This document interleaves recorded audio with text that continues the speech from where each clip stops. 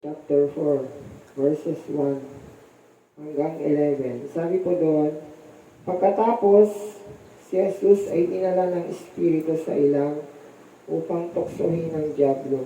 Doon, 40 araw at 40 gabing nag-ayuno si Jesus. At siya'y nagutom, dumating ang manunukso at sinabi sa kanya, kung ikaw ang anak ng Diyos, gawin mong tinapay ang mga batong ito. Ngunit sumagot si Jesus, nasusulat, hindi lamang sa tinapay nabubuhay ang tao, kundi sa bawat salitang namumutawi sa bibig ng Diyos. Pagkatapos nito'y dinala siya ng dyablo sa taluktok ng templo sa banal na lungsod. Kung ikaw ang anak ng Diyos, sabi sa kanya, magpatihulog ka, sapagkat nasusulat, ipagbibilin niya sa kanyang mga anghel na iingatan ka at aalalayan kanila upang hindi ka matisod sa bato. Sumagot si Jesus, nasusulat din naman, huwag mong subukin ang Panginoon mong Diyos. Pagkatapos, dinala siya ng dyablo sa isang napakataas na bundok. Mula rooy, pinatanaw sa kanyang lahat ng kaharian ng sanlibutan at ang kayamanan ng mga ito. At sinabi ng dyablo, ibibigay ko sa iyo ang lahat ng ito kung magpapatira pa ka at sasamba sa akin. Sumagot si Jesus, lumayas ka, Satanas, sapagkat nasusulat, ang iyong Diyos at Panginoon ang sasambahin mo. Siya lamang ang iyong paglilingkuran.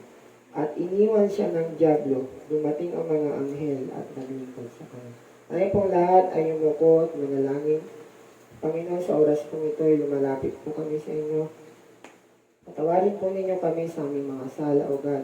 Linisin niyo po ang aming mga puso, ang aming mga isip, ang aming buong pagkatao, Panginoon, upang sa gayon na Diyos ay malaya po kayong makakilos sa aming mga buhay. Patuloy po kayong malugod sa mga buhay namin. Maging kaaya-aya po kami sa iyong paningin. Tulungan niyong bawat isa at gabayan ng iyong banal na Espiritu na siyang magpapaunawa sa aming Panginoon ng mga bagay o ganang nais mo pong iparating sa bawat isa sa amin. Lord, tulungan mo rin po ako. Wala akong magagawa, Panginoon, kung wala po kayo sa buhay ko. Panginoon, kayo lamang ang aking itataas sa aking buhay. Itago niyo po ako sa inyong likuran ang siyang ikaw ang makita sa buhay ko, hindi po yung aking sarili, Panginoon. Salamat po sa inyo, Diyos, Lord God. Patuloy, Panginoon, iparamdam mo sa bawat isa, O God, ang iyong paghipo, Panginoon, ang iyong pagkilos sa aming mga buhay. Salamat po sa iyo, Diyos. Ito pong aming panalangin sa pangalan ni Jesus. Amen. Tayo pong lahat makakaupo. So dito po sa ating nabasa ay patungkol po ito sa tukso ni Satanas kay Jesus.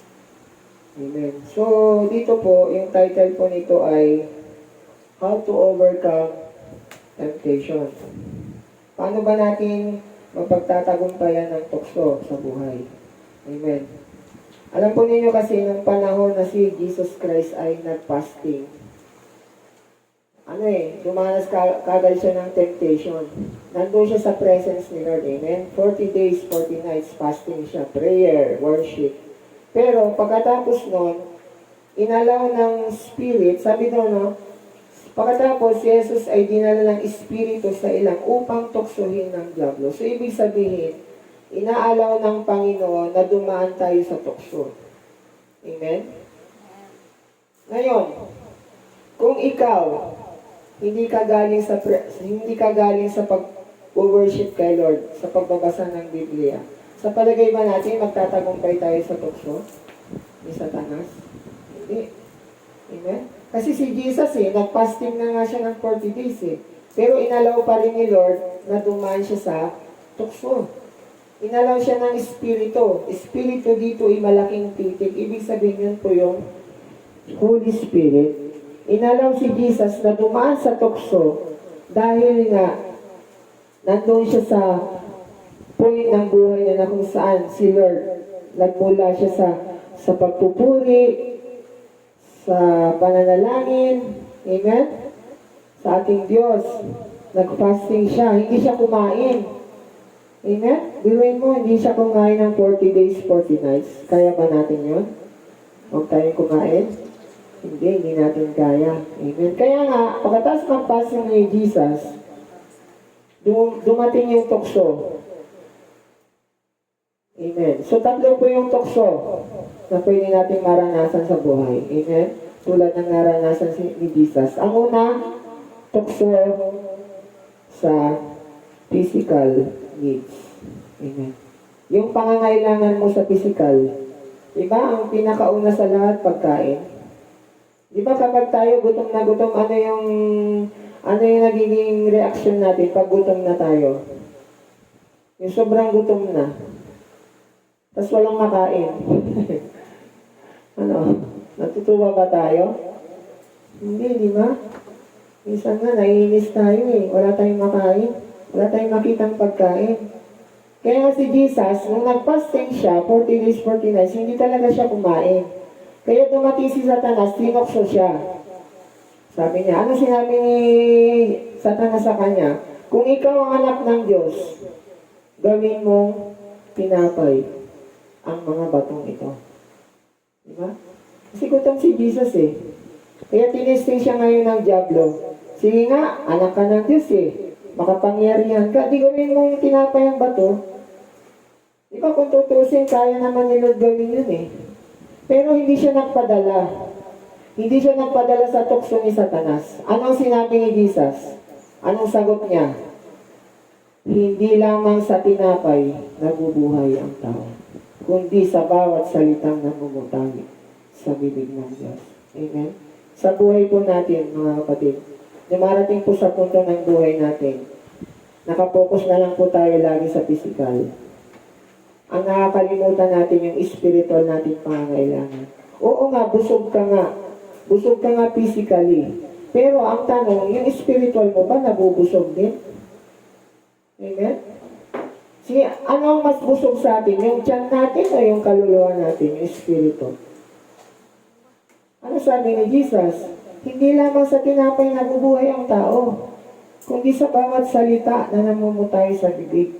So dapat bigyan natin ng pagpapahalaga ang pagbabasa ng salita ng Diyos. Amen? Hindi lang yung kain ka lang ng kain. Magpakabungat ka, magpakalaki ka ng tiyan, magpakabusog ka. Oo nga, busog ka nga physically. Pero pagdating ng tukso sa'yo ng demonyo, makakaya mo ba siyang talunin? Busog ka nga, tama, busog ka. Physically. Punong-puno yung tiyan mo ng pagkain.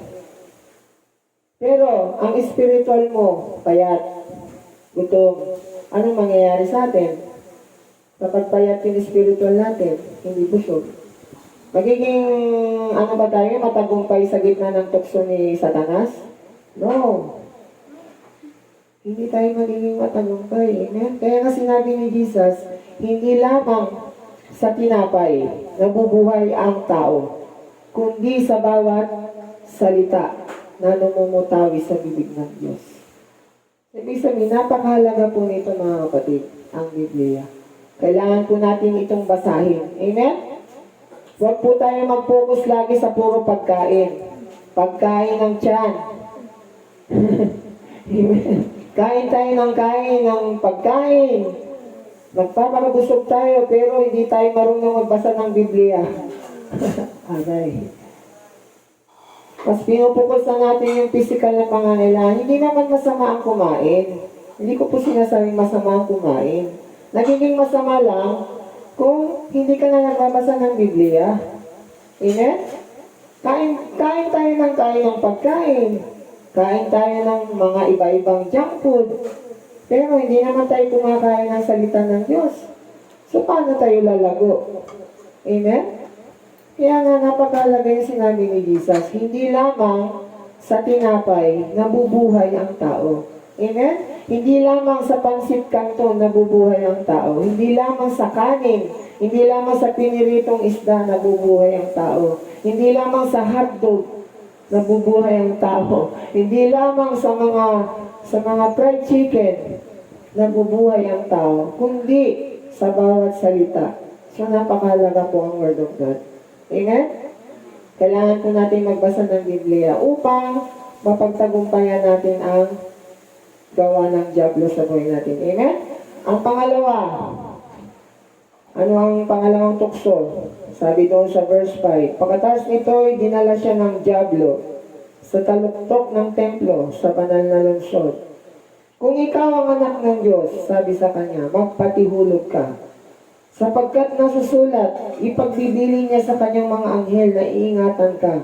At aalalayan ka nila upang hindi ka matisod sa bato. Anong sabi ng Panginoon? Sumagot si Jesus, nasusulat din naman, huwag mong subukin ang Panginoon mong Diyos. So ang demonyo, may alam din pala siyang word of God. Diba sabi ni Satanas, magpatihulog ka dahil nasusulat. Sabi ni Satanas, nasusulat. Ibig sabihin, it is written na ipagbibiling ka niya sa kanyang mga anghel na iingatan ka. Saan natin matatagpuan yon? Sa Psalms. Yung kinote na yun ni Satan, makikita natin po yun sa Psalms chapter 91. Ayun, Psalms 91, 11 to 12. Doon natin makikita na sabi ni Satanas na yung kinote ni Satan. Kasi sabi doon sa Matthew chapter 4, sabi doon, Matthew 4, sabi ni Satan. Sabi nga doon, and said unto him, if thou be the Son of God, kung ikaw ang anak ng Diyos, magpatihulog ka, cast thyself down, for it is written, He shall give His angels charge concerning thee, and in their hands they shall bear thee up, lest at any time thou dash thy foot against a stone. Kung makikita natin yun sa Psalms chapter 91, verses 11 to 12. Marunong din mag-quote ng Word of God si Satanas, no? Sabi doon, sa Psalms 91, 11 to 12, for He shall give His angels charge over thee, to keep thee in all thy ways. They shall bear thee up in their hands, lest thou dash thy foot against a stone. Diba? Eksakto. Diba? Si Satanas, gagamitin niya rin ang Word of God para tuksuhin ka. Ano yung aral na mapupulot natin dito? Gagamitin ng kaaway natin ang Word of God para tuksuhin ka. Amen? Kasi nga si Jesus, sabi ng salita ng Diyos, na kapag ikaw nandun ka sa kapahamakan, iingatan ka ng anghel. Amen? Utusan ng Diyos ang mga anghel para ingatan si Jesus. Kaya lang, ang problema, sabi ni Satanas, magpatihulog ka. Tama ba yon? Magpahulog ka? Kasi ingatan ka ng mga anghel? Tama ba yun o hindi? Hindi yun tama. Kaya nga, ang kaaway natin, ginagamit niya ang salita ng Diyos para i-twist. Amen? Anong sabi ng Panginoon sa kanya? It is written, nasusulat din naman, huwag mong tutuksuhin. Huwag mong susubukin ang Panginoon ng Diyos. Amen? So, minsan po, may mga bagay po sa buhay po natin na may mga nagagawa po tayo na nababiolate natin ang salita ng Diyos. Minsan, may mga ginagawa po tayo, ina-abuse natin yung sarili natin kasi nga iniisip natin, nandiyan naman si Lord, pagagalingin naman ako ng Panginoon. Kahit na anong kainin ko, kahit anong gawin ko, magpagod ako, magpakapuyat ako sa cellphone, sige lang, okay lang, nandiyan naman si Lord, pagagalingin ako eh. Diba? Kasi God is a healer eh. Tama ba yun? Tama ba yun na dahil si Lord ay nagpapagaling sa atin, i-abuse naman natin yun? I-abuse natin yung ganung bagay? Na alam natin si Lord nagpo-protect sa atin, pero tayo hindi natin pinoprotektahan yung mga sarili natin. Amen? Kasi kahit gaano na gusto kang ingatan ng Panginoon, kung ikaw isusubo mo yung sarili mo sa kapahamakan, may consequence yun, mga kapatid. Amen? Gusto ng Panginoon, matuwid ka eh. Gusto ng Panginoon, lumakad ka sa kanyang direksyon. Pero kung ikaw, ipipilit mo yung sarili mong desisyon, mapapahama ka. Amen? Kaya nga sabi ni Lord, huwag mong susubukin ng Panginoon. Kasi once na gumawa ka ng bagay na hindi ayon sa kanyang salita, sure na sure ang consequence, mararanasan natin yan. Amen? Huwag natin, kasi yung mga bagay na ginagawa natin, nagiging ano yan eh, daan para i-tempt natin si Lord. Sige nga Lord, kakain ako ng marami, Panginoon. Alam ko naman Lord, kahit kumain ako ng marami, hindi ako mapapangungot eh. Kahit matulog akong maaga, marami akong kinain. Kasi nga, ikaw ang magigising sa akin eh. Diba? Tinetempt mo si Lord. Sinusubok mo siya. Amen? Hindi dapat ganun. Gumawa tayo ng mga bagay, dapat natin gawin yung ating bahagi. Amen? Ingatan mo yung sarili mo upang ingatan ka ng Panginoon. Amen? Hindi ka pwedeng ingatan ng Panginoon kung ang buhay mo ipinupunta mo sa kapahamakan. Amen? Kasi nga ang Panginoon binigyan tayo ng free will to choose. Amen? Kaya nga, huwag natin subukin ang Panginoon. Kaya nga sabi niya kay Satan, huwag mong subukin ang Panginoon mong Diyos. Amen? Kasi ang akala ni Satanas, susunod si Jesus sa kanya, na magpatihulog siya. Kasi nga, nasusulat eh. Nasusulat na kapag nagpatihulog si Jesus, sino ang sasalo sa kanya? Ang mga anghel. Pero si Jesus ba, ano ba siya? Sumunod ba siya sa sinabi ni Satanas? Nadisig ba siya doon? Hindi. Kaya nga tayo, kapag mayroong binubulong sa atin ng kaaway, dapat huwag tayong magigigin. Amen? Huwag tayong makikinig sa kanyang mga binubulong sa atin. Amen? Amen? Kasi lahat ng mga binubulong sa atin ng kaaway, patungo yan sa kapahamakan. Amen? Kaya nga, mahalaga po mga kapatid, lagi po nating pakinggan ng Panginoon, hindi po ang kaaway. Amen? So yan po yung pangalawang tukso.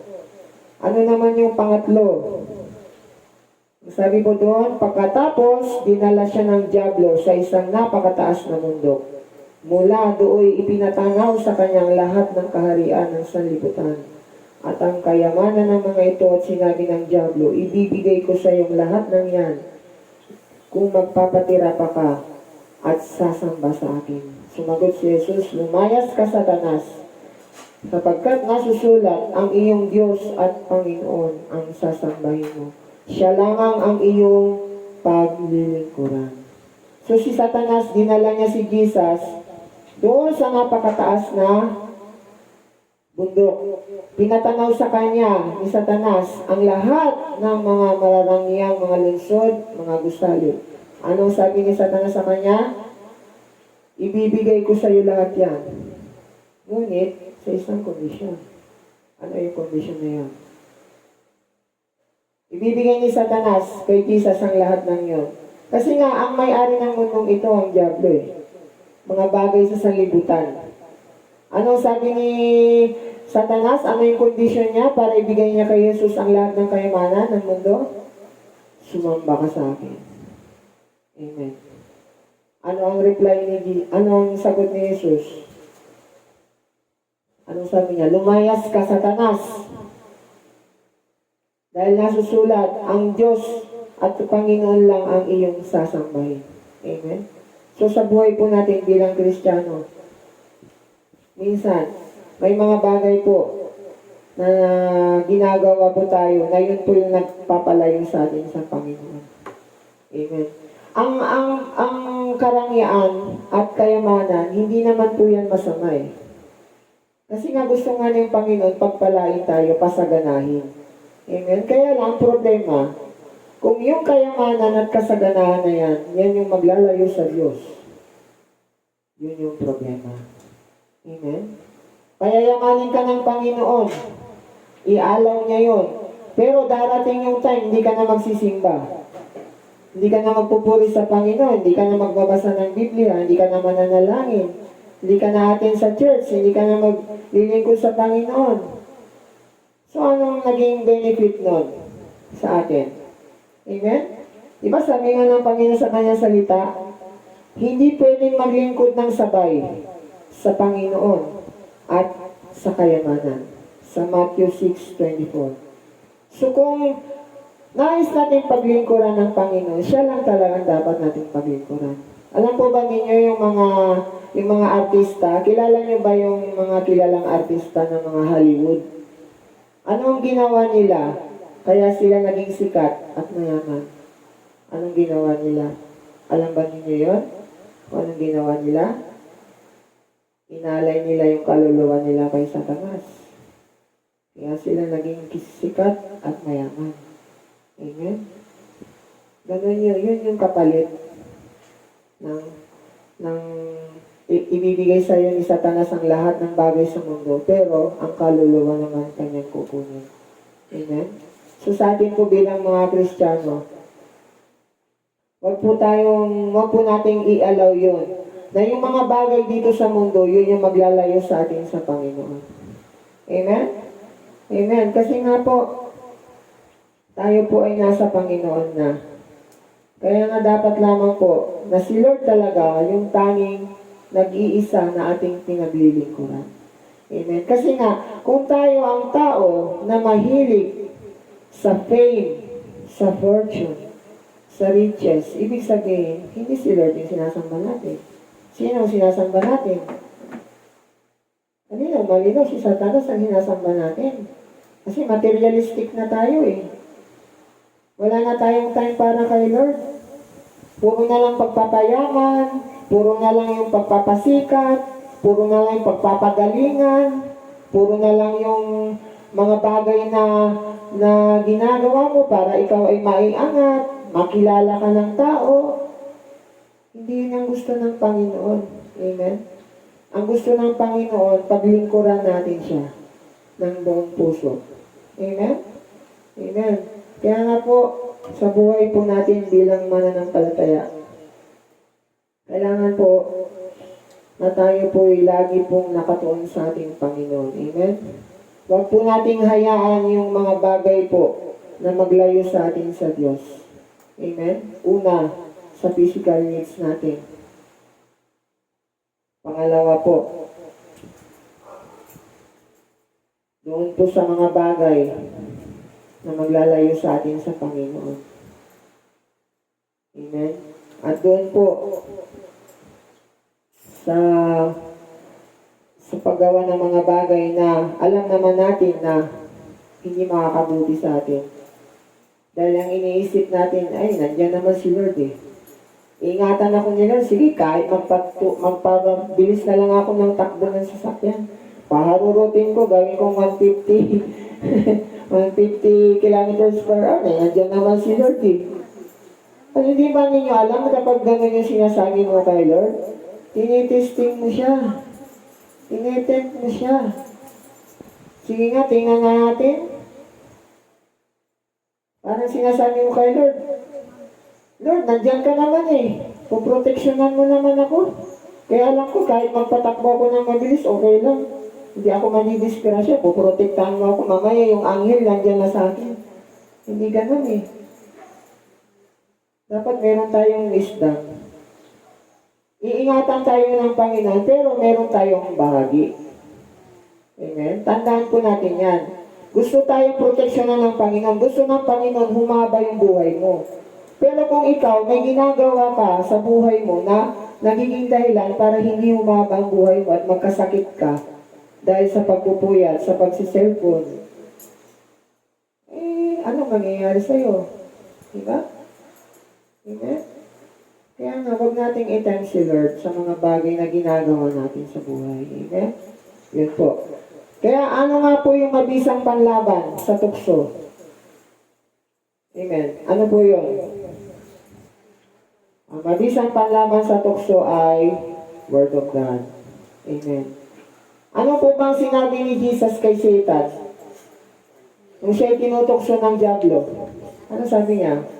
It is written. Nasusulat. Nakipaglaban ba siya ng ng pukpukan, suntukan? Hindi ganon.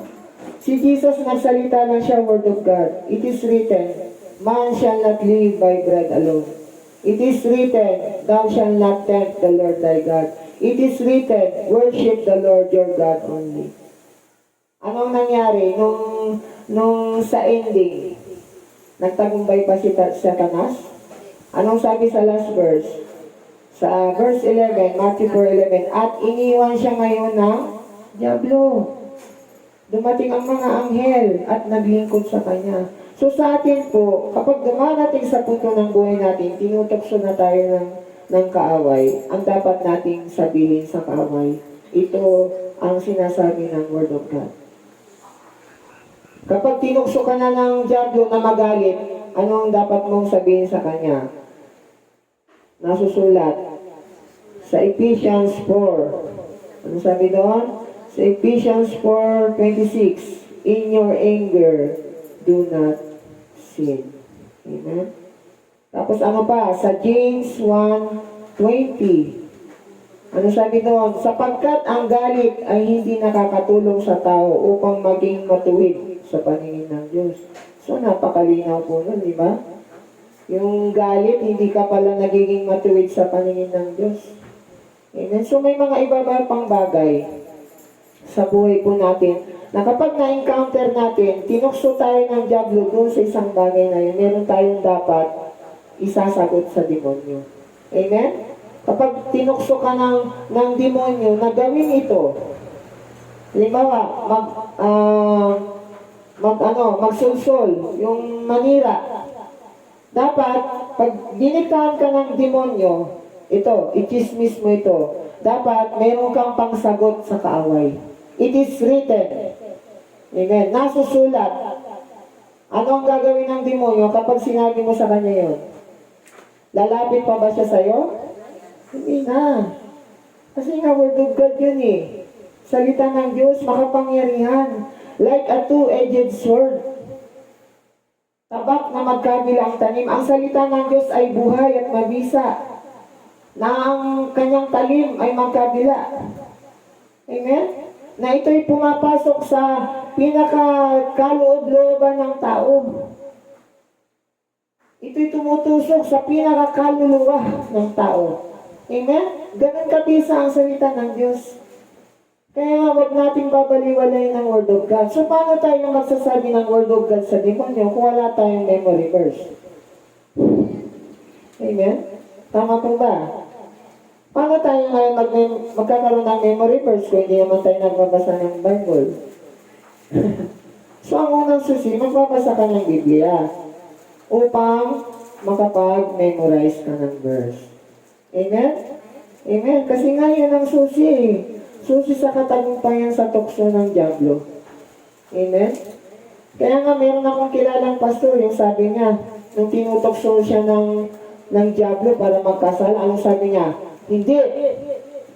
There is therefore now no condemnation to those who are in Christ Jesus. Ako ay matuwid na. Dahil sa Panginoon, tinutokso siya ng diablo para magkasala. Pero anong sabi niya sa demonyo? Hindi. Ako'y anak ng Diyos. Ako'y matuwid sa harapan ng Diyos. Anong nangyari doon sa lingkod na yon? Nagbago siya. Kasi lagi niya sinasabi kay Satanas, hindi, matuwid ako. Hindi ako pwede magkasala. Kaya ang diablo, lumayo siya. Sana pumunta ang diablo, pumunta siya doon sa iba. Amen? Kaya napakahalaga po ng mga kapatid, ang Word of God po sa buhay po natin. Amen? Lahat po ng mga binanggit ni Jesus na Word of God, makikita natin yan sa man shall not live by bread alone, sa Deuteronomy 8:3. At yung thou shalt not tempt the Lord thy God sa Deuteronomy 6:16, at ang worship the Lord your God only, Deuteronomy 10:20. Amen? So mahalaga po yun, mga kapatid, na tayo po ay mayroon pong Word of God sa puso po natin. Amen? At hindi lamang po natin ito binabasa, kundi atin po itong isinasagawa. Amen. Kasi walang power yung Word of God sa atin kung hindi natin ito ina-apply. Oo nga, basa ka ng basa. Puro ano lang yun, head knowledge. Puro dito lang sa utak lahat lang yun. Pero kung hindi mo yun ina-apply, hindi mo yun sinasa puso, walang kwenta yun. Amen? Kaya napakalaga po yung Word of God na ina-apply po natin yun. Amen? Upang tayo ay magkaroon po ng katagumpayan sa tukso ng Diablo. Amen? Sabi nga po doon sa Ephesians chapter 6, verse 17, isuot ninyo ang helmet ng kaligtasan at kunin ninyo ang tabak na kaloob ng Espiritu sa makatuwid ang salita ng Diyos. So, ang Word of God, tabak natin yan. Kapag lumapit si Satanas, spiritual na yan, na tabak. Pwede nating panlaban sa Diablo, ang Word of God. Kaya nga si Jesus Christ, naging matagumpay siya sa tukso dahil sa Word of God. Amen? Hindi siya gumanti ng masamang salita kay Satanas. Kasi minsan yan ang problema eh. Yung imbis na imbis na sabihan natin sa Satanas ng Word of God, iba yung sinasabi natin eh. Ang mabisa kasing panlaban sa Diablo ay Word of God. Upang layuan ka niya at hindi ka na niya tutuksoin. Amen? Amen. Yun po yung mabisang sandata, mga kapatid. Word of God. Dahil yan ang ginamit ng Panginoon nung siya ay tuksoin ng Diablo 3 times. Kung saan lang galing siya sa pagpapasting. Amen? Kaya sa buhay po natin, bilang isang Kristiyano, palagi nating tandaan, hindi yung ating galing, hindi yung ating nalalaman, hindi yung ating mga kakayanan, ang magiging sandata natin para gapiin ang lahat ng gawa ng Diablo at lahat ng sulsul ng Diablo, kundi ang Word of God lamang. Amen? Salita ng Diyos lamang ang ating sandata para siya ay ating labanan sa buhay natin. Amen? Gusto ba natin maging matagumpay sa tukso? Amen. Magbasa tayo ng Biblia. Amen? Mahalaga yun, mga kapatid. Para sa gayon, kapag nagbasa tayo ng Biblia, alam natin kung ano yung mga bagay na pwede nating ipanlaban sa kaaway. Pero kung hindi naman tayo nagbabasa, paano tayo makakapagtagumpay sa tukso? Walang katagumpayan. Pero kung gusto natin maging victorious sa gitna ng temptation, dapat meron tayong Word of God. Amen? Kailangan po nating magbasa ng Biblia. Bigyan natin ito ng panahon. Huwag lamang yung puro kain. Kain ng kain. Kain ng kain para sa physical, para sa tiyan. Pero ang spiritual, hindi pinapakain. Amen? Oo, kailangan natin ng kumain para lumakas tayo. Physically. Physically lang yun, ha? Pero ang tanong, malakas ka ba spiritually? Malakas ka bang lumaban sa kaaway, sa tukso niya? Amen. So yun yung tanong, pinakamalaking tanong. Kaya nga, kung gusto nating maging matagumpay, sa gitna ng tukso, kailangan nating laging magbasa ng Word of God. Amen? Amen. Kaya sa oras na ito, at tayo pong lahat ay tumayo. At tayong lahat ay manalangin. Yes, Lord. Panginoon, sa oras pong ito, Diyos, nagpapasalamat po kami, Panginoon, sa iyong mga salita namin pong napakinggan sa umagang ito. Dalangin ko po, Panginoon, na ang iyong salita ay tumimo sa aming mga puso at sa aming mga isipan. At patuloy po namin itong may sa pamuhay, O God, sa pang-araw-araw naming buhay. Lord, dalangin po namin, Panginoong Jesus, na patuloy, Panginoon, na kami yung palakasin, O Diyos, patibayin, O God, ang aming pananampalataya sa iyo, Panginoon, na kami maging matagumpay sa gitna ng laban, sa gitna ng tukso ng Diablo, kami maging victorious, Panginoon, na kami patuloy na susunod sa iyo, O God, na ang iyong kalooban lamang siyang mangyayari sa buhay namin, O Diyos, at hindi yung aming mga kalooban ang siyang masusunod, Panginoon. Salamat po, God, sa iyong mga salita. Dalangin po namin, Panginoon, ito'y tumubo, magbunga, Panginoon. Patuloy na makita sa aming mga buhay sa pang-araw-araw ng buhay. Salamat po sa iyo, Panginoon, Lord. Patuloy namin binabalik sa inyo. Kapurihan, pasasalamat sa tanging pangalan ng aming Panginoong Hesus. Amen and amen.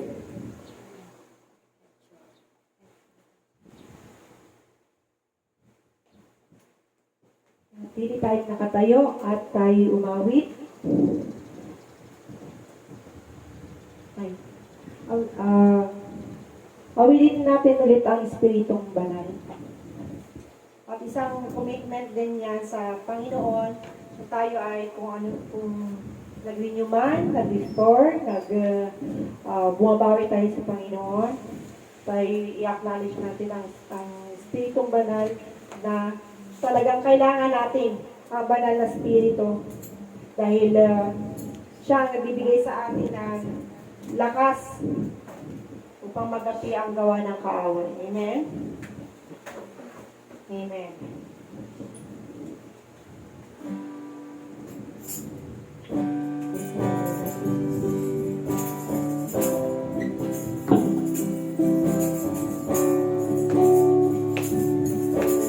Espiritong banal, kailangan ko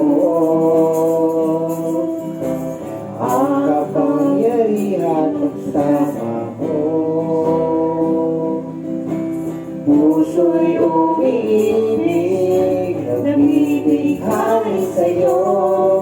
Sa piling mo ako ay lalago. Espiritong banal, kailangan ko ang kapangyarihan pagsama mo. Puso'y umiibig, nabibighani sa'yo. Sa piling mo ako ay lalago. Ako'y lumalapit, ang buhay ko'y sa'yo lang. Akayin mo at angkin, puso'y pagtinasin. Ibalik ko kung tara, ang buhay na mamasdan ka. Sinasamba't minamahal kita. Espiritong banal, kailangan ko ang kapangyarihan kasama mo. Puso'y umiibig, nabibighani sa'yo. Sa piling mo ako ay lalago. Ako'y lumalapit, ang buhay ko'y sa'yo lang. Akayin mo at angkinin, puso'y pagtinasin. Ibalik ko kung para ang buhay na mamasdan ka. Sinasamba't minamahal kita. Espiritong banal, Pagpapabasa pa rin. Kailangan natin ang Espiritu Banal sa ating buhay. Hindi natin tayo mag-isa. Kailangan natin puso'y umiibig, nagbibighani sa'yo. Sa piling mo ako ay lalago.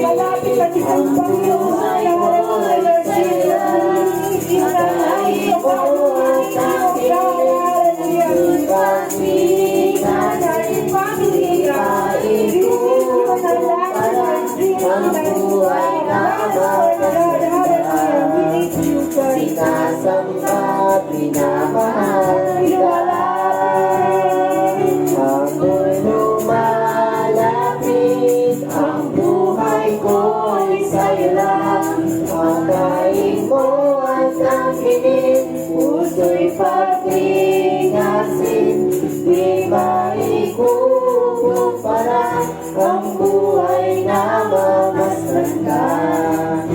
Sinasamba at minamahal kita. Sinasamba at minamahal kita. Sinasamba at minamahal kita.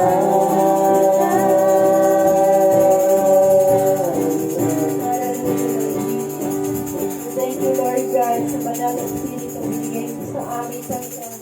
Salamat sa iyong guidance, Lord God. Salamat sa iyong pagpapala, Panginoon. Salamat po sa kalakasan, sa kabutihan mo, Lord, sa amin. Salamat ng marami, Panginoon. Hallelujah, hallelujah. Hallelujah. Tayo manatiling nakatayo para sa awitin natin ang napakaligaya.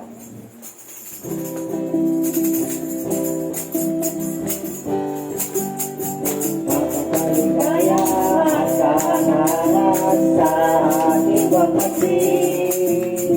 Ang kakaisa at lagi sama-sama na magkakapatid. Kahit ang problema at walang kapera, di ba maging masaya? Ganyan na ang buhay kung na kay Jesus, lagi may galak sa Pinas. Napakaligaya. Napakaligaya at kahangahan sa iyong pagkakasiyan. Pinag-iinitan at walang tampuhan, hindi na mamahalan. Kay sarap ang puri, kay sarap umawit, sa Diyos natin ang mahal. Hindi na tayo na magkalapit, upang magkasama-sama. Napakaligaya. Napakaligaya at kahangahan sa ating pagpapit. Ang magkakaisa, lagi sama-sama na magkakapatid. Kahit may problema at wala kang pera, di ka magiging masaya. Ganyan ang buhay na kay Jesus, laging may galak sa Pinas. Napakaligaya at kahangahan, patuloy ng bagyan. Dinaligitan at walang tampuhan, hindi na mamahalan. Kay sarap ng puri, kay sarap umawi, sa Diyos natin ang mahal. Hindi mo na tayo makakalalis, upang magkasama-sama. Sinipon niya tayo na magkalapit, upang magkasama-sama. Sinipon niya tayo na magkalapit, upang